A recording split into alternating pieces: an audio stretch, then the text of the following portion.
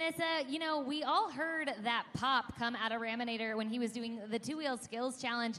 I'm actually here with crew chief Dan Agosh, who's going to talk to us and show us what that pop was. Dan, can you go ahead and show us and talk to us a little bit about what went down there during Mark Hall Raminator's two-wheel skills run?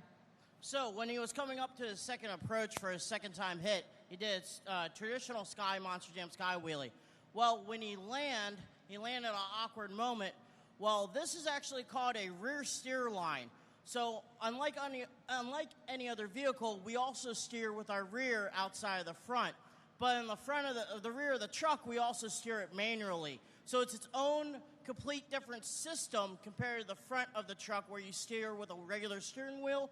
We would steer on the back with a toggle switch. Well, with the pressure that was going with him landing, the fluid that's going back and forth on the pump through this line is going so fast it needs to exit out. Basically, when you guys heard that pop, it made its own line out of the system.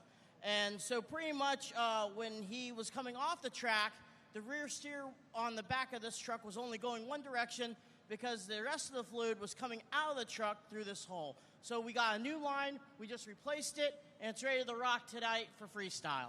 Well, that is such good news to hear. And you know, Dan, you're working on these trucks. Monster Jam fans, you can see Mark Hall himself just came out. You're working on these trucks constantly. You know, it's hot today. Talk to me, how does things like the weather really affect how these trucks run?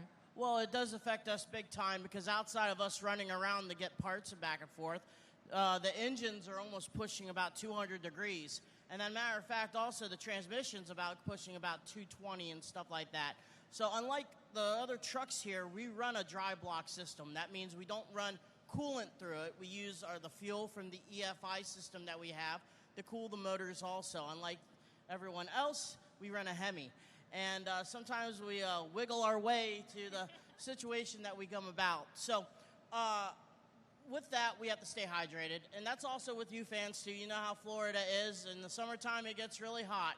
And we try to get hydrated, also sunscreened, and try to get everything prepped beforehand because during the show, we're just running around like a chicken's head cut off.